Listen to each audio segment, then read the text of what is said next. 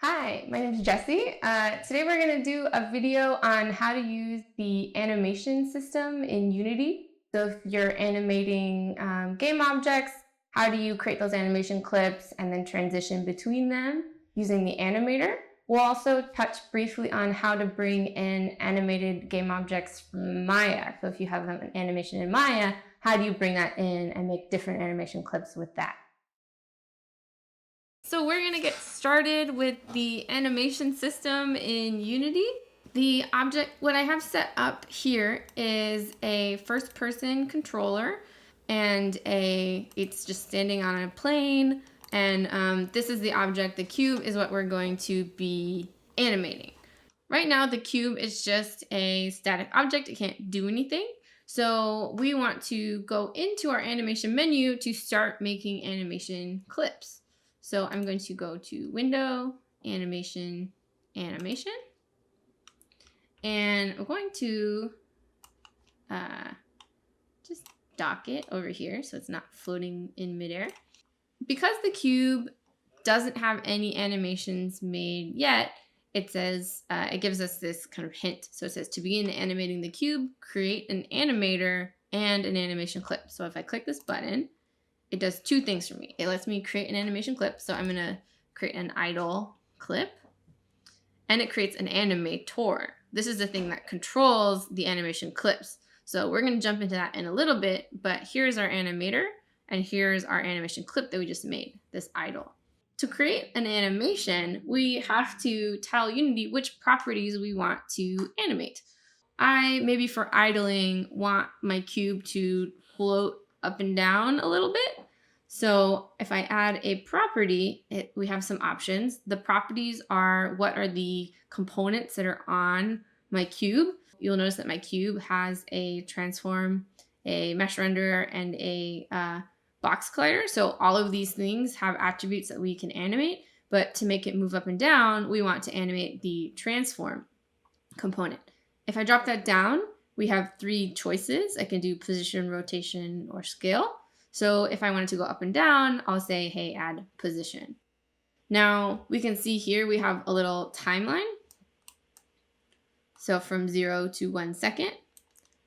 If I drop down my position attribute, we have our keyframes. So these are just where any keyframes are set. These are individual keyframes on each X, Y, and Z axis.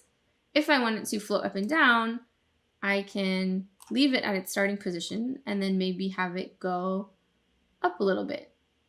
So I can change this value to be higher. Notice that when I change it, it has an automatic keyframe system. So the second I change it, it makes a keyframe for me. If I go forwards, we can then go and say maybe I want it to float down a little bit. So maybe it touches the ground. And then I can preview this animation. And I can say, okay, this is maybe a little too much bouncing.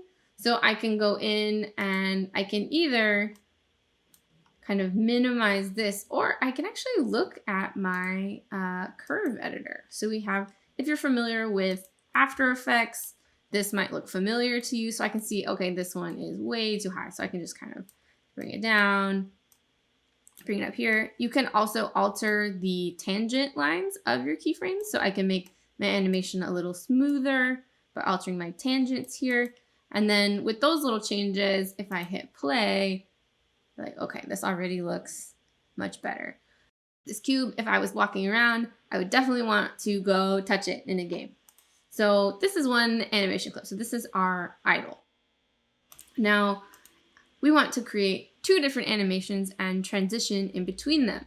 So in our example, what I want to do is when I get close enough, I wanted to switch to a different animation. So the other animation, we have to make it. So in our animation window, I can click on the name of the animation clip, say create a new clip. And we'll say this one, maybe in this example, we want it to get, just when it changes, so when we are close, so we'll call it the proximity animation. So when I'm close, it'll trigger it. And maybe in this one, we want it to get big and then change color. So let's animate two different kinds of properties. To get big, that is also in the transform. So I'll say animate the scale. And then to change color, that's in the mesh renderer. So I can drop that down. There's a lot of options here, but we're going to animate the color. So I'll click plus.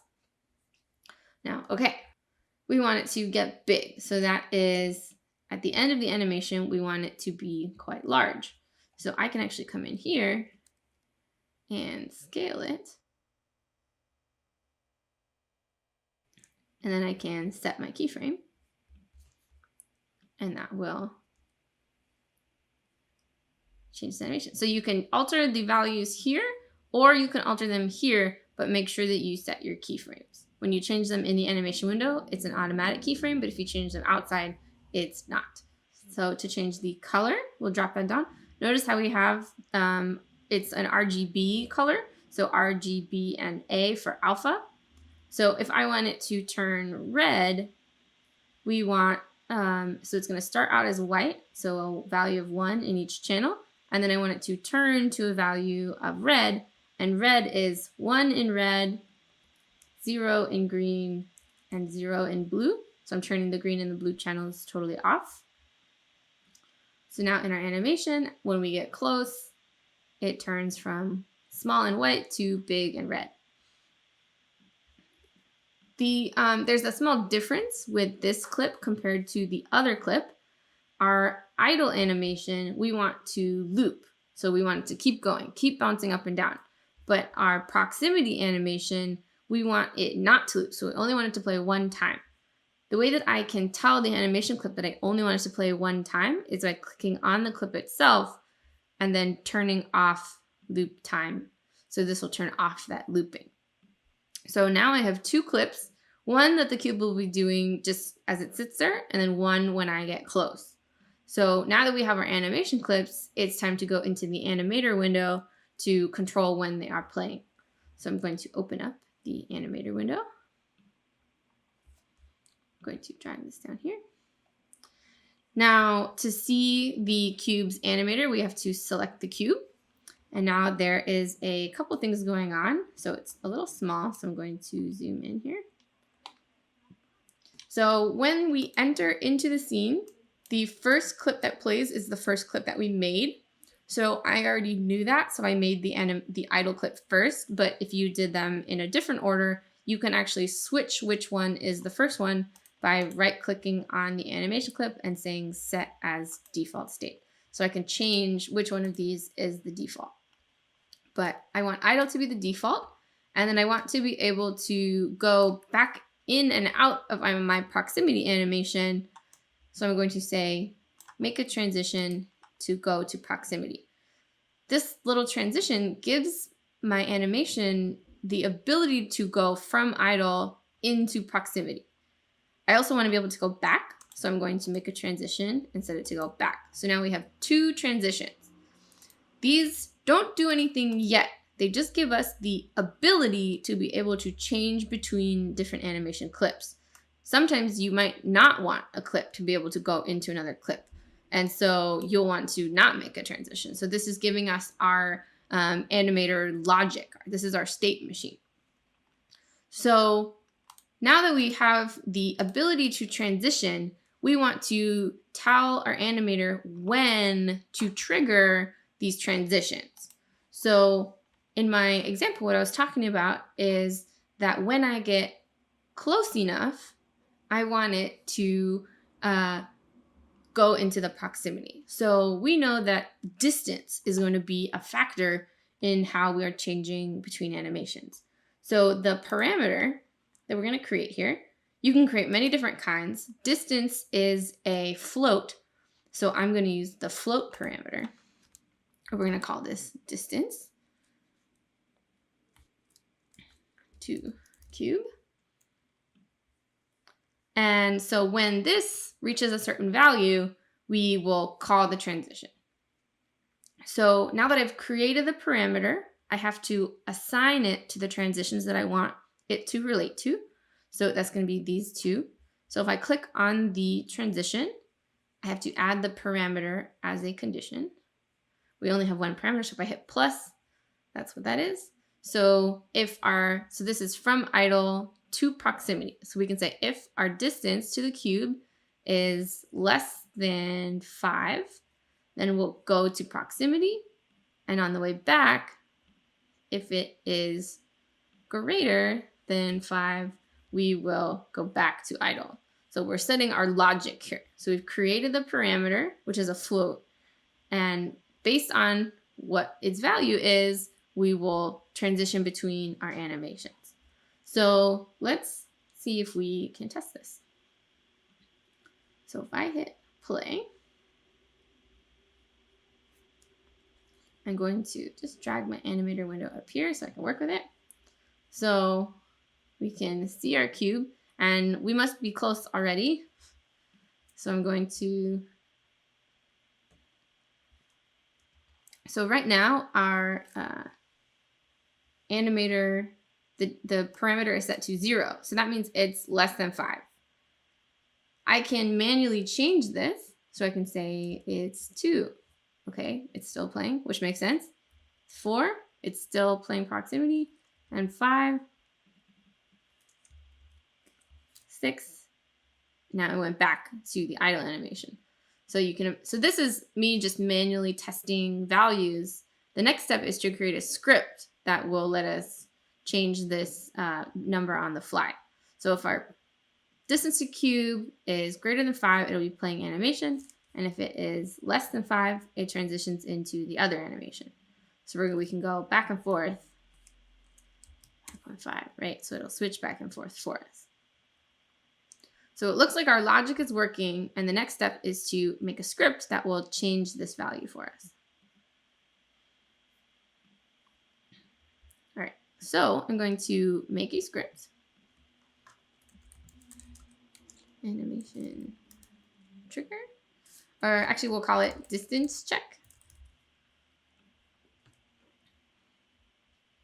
So I'm going to put this script onto my first person controller.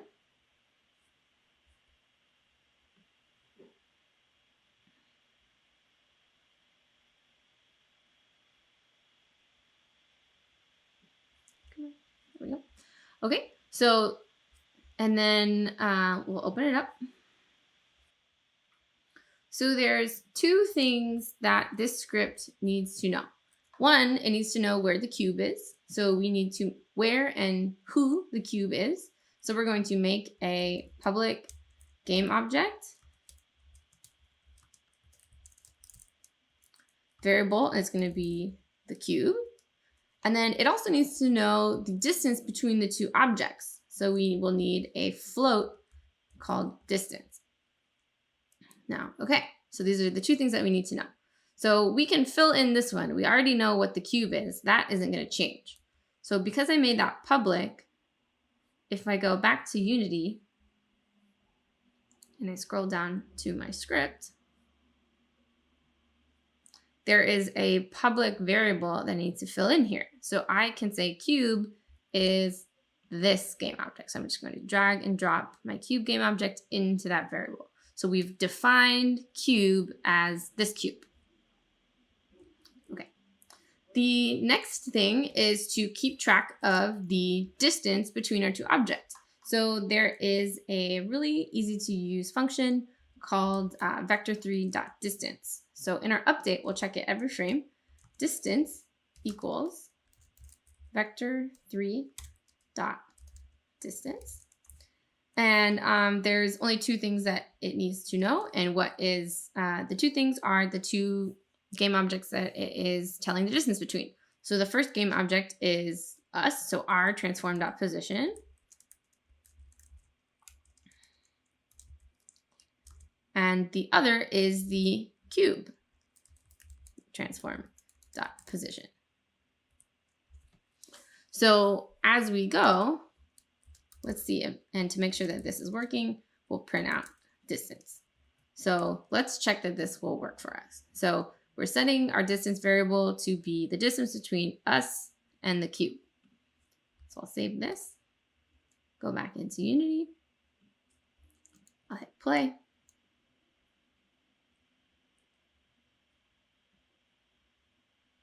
Okay, so it's printing out. I'm 9, 11, 12, 17, 18, 19.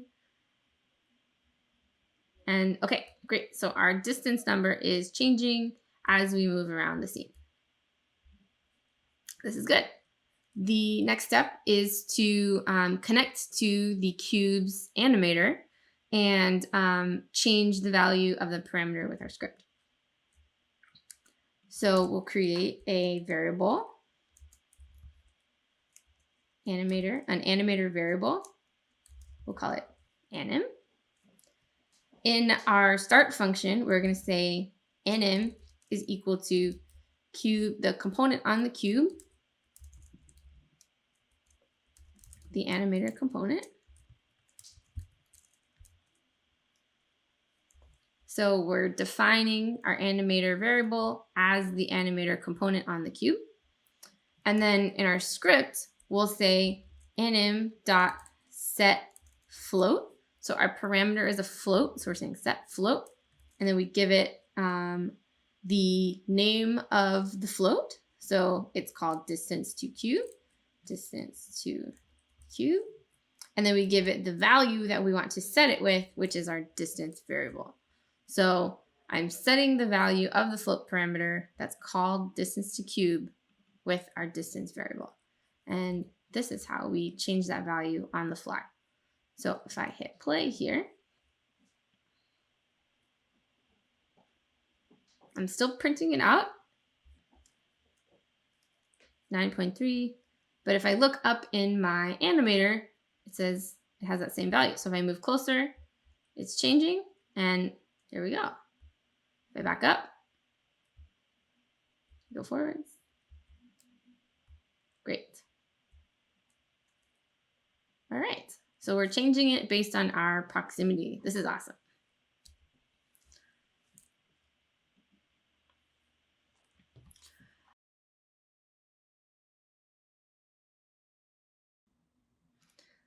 Okay, so we just finished up with the cube, and now I want to just briefly touch on how you bring in an animation from, and how you do the same process with an animation object from Maya. So I'm just gonna quickly go into Maya and show you guys the object that I made. So I made this little bug, and he has two animations. So one where he kind of spins in a circle, and then one where he flaps his wings. And it's important to know when you make your animations in Maya, you want to remember how long the individual animations are. So we animate them all in a row, so all on the same timeline. But in mine, I know that my first animation ends on frame 30, so it's from 1 to 30. And then my second animation goes from frame 31 to frame 55. So I already know what my numbers are that I'm working with here. To import a animated Maya object into Unity, you literally just have to drag and drop it in. And so this is my little Flappy Bug that I have imported. Now, what we want to do is when I imported it in, it has an animation clip, but we need to edit this because it only has them all in a row. So it has them all together as one animation, but we know that we have two animations. So we have to cut this clip into different pieces. So if I select my Flappy Bug, you'll notice that here we have our clips, and it's just take 001 from frame 1 to frame 120. And so this is not right. So I can rename take 01 as spin. And then I want to change my values here. So I'll say clamp my range. And I know that this is from frame 1 to frame 30. So I am defining spin as the animation from frame 1 to frame 30. And then I can say apply. I want to make another clip. So I'll hit the plus button. I'm going to rename this one as flap and hit my clamp range button. And this is frame 31 to frame 55. So now I have my two animation clips that I have defined here. If you had more, you could keep going, but we'll click apply. And so now here is flap and here is spin. So we've separated them out. From here, the process is really similar to what we did earlier in the video. We already have animation clips made, but we don't have an animator. So we actually do have to create an animator in this example. In the cube, it made it for us, but here we have to make one. So I'm going to hit create, and then I'm going to make an animator controller. And we'll call this Flappy Bug Animator. And on my Flappy Bug, I can drag my animator into the controller spot. If I open this up, it does not have the animation clips in it. It just has entry, exit, and any state. So what I can do is then drag in my flap and my spin animations into the animator window here. So in this case, I want spin to be the default. So I can say set as default. And then I can go into the process where we create our transitions and our parameters and everything that we did already. So I'm not going to go into that again, but this is briefly how you would work with an animated object coming in from Maya.